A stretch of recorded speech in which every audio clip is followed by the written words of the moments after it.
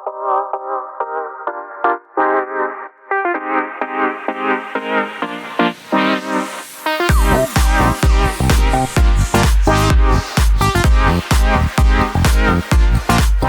morning, everyone. So, just for any of you who don't know me, I'm the CEO of investments for Animoca Brands.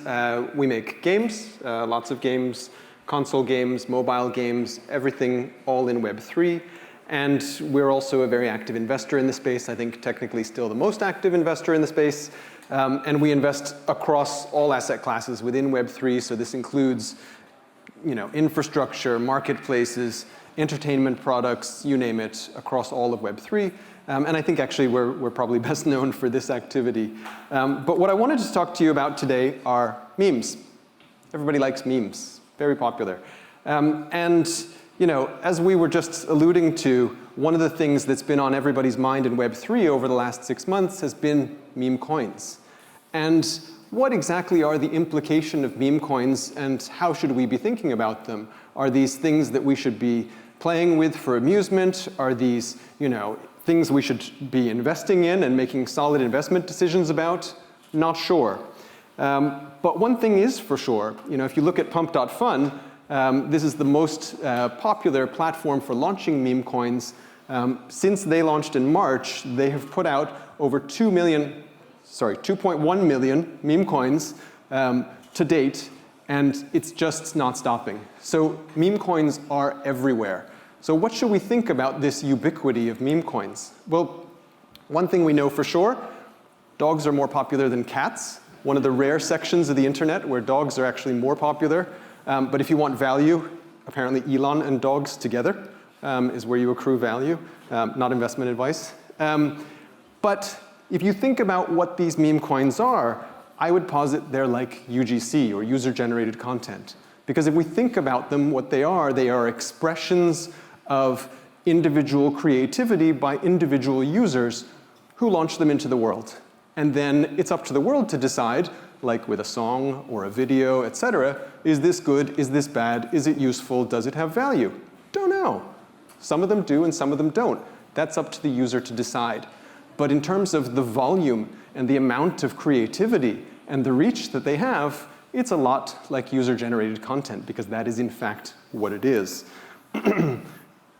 If you look at market capitalization, meme coins now are around $70 billion of market capitalization. Yes, billion. And that makes them just slightly bigger than DeFi. So they are something that need to be paid attention to. But I think that what's exciting about this is this means, in Web3, particularly amongst the native Web3 community, we vote a lot with value. And that's how we kind of express our will and what we enjoy and where we like to spend time, because we use tokens and we buy things, right? And so this is an expression of value.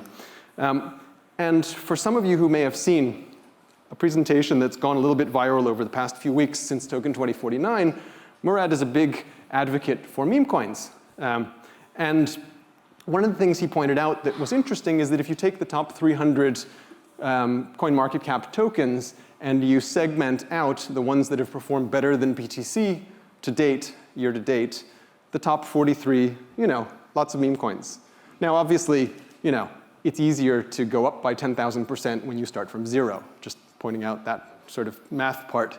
But it does point to an interesting thing, which is meme coins have caught a lot of attention, and more importantly, as he's advocating for a particular basket of meme coins he likes, I think the point that he makes, which I personally very much believe in, is it's about community ownership. It's about this idea that the more people who are engaged in that meme coin, the better it is for the life of that meme coin. And so what he's basically distilled is network effects.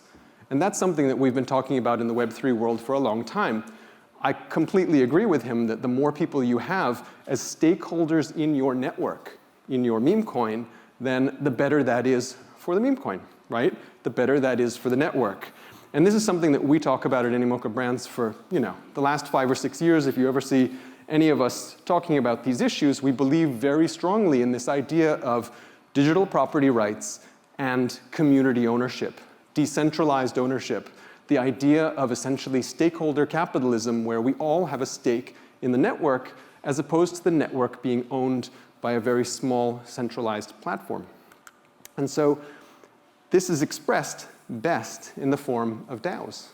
DAOs are essentially decentralized communities that share stakes in networks, stakes in protocols like decentralized lending protocols, stakes in games, et cetera. This is what we do in Web3. We share ownership, okay, across decentralized networks.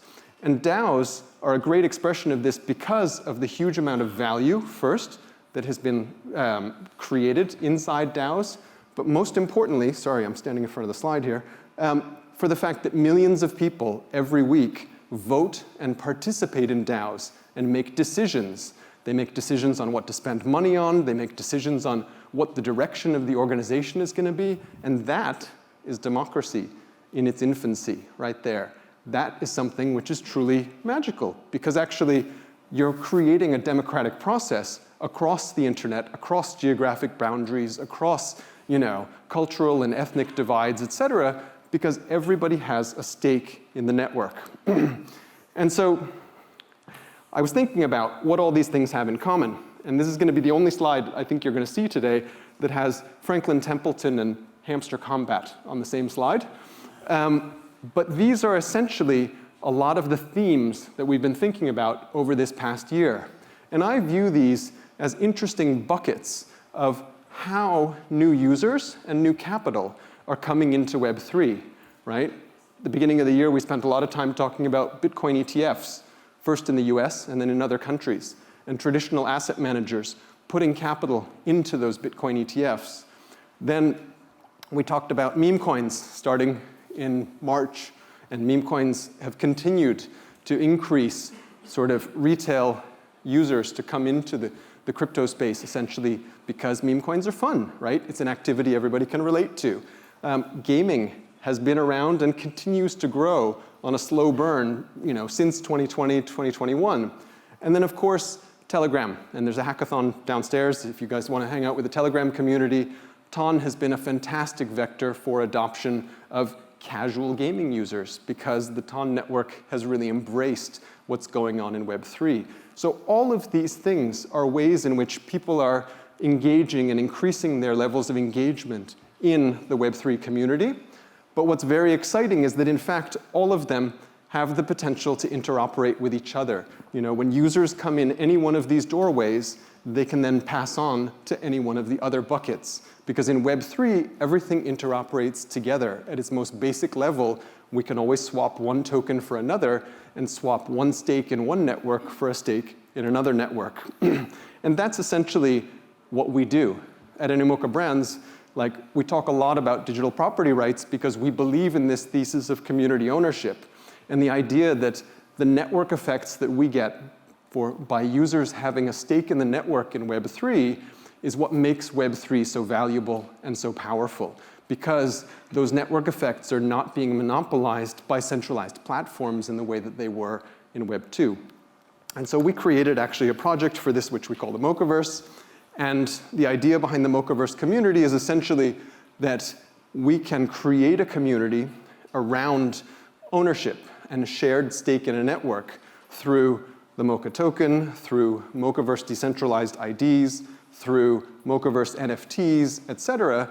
And we can create a life cycle of fun, engagement, et cetera, by using this community and and the tools of Web3 to bring together all the aspects within our business, whether they're companies that we invest in, companies that we partner with, our own subsidiaries, but also our employees, our investors, all of you who we come into contact with. And so we really try to see how we can best harness those network effects, but use Web3 tools to do so. And so, in conclusion, the reason we do this and the reason that this stakeholder capitalism is important is because ultimately this kind of digital asset ownership and property ownership, these digital property rights, ultimately correlate very highly with both freedom and with income. Because if you look around the world, the countries that have the highest levels of income and GDP are also the ones that have the strongest protection for property rights. And this is why digital property rights in particular are so important, because this is a type of property right that we have never had before until Web3. And so now we have the opportunity through this more decentralized stakeholder capitalism to essentially enable those property rights, enable those network effects, and hopefully help increase incomes wherever they're reached. So thank you very much.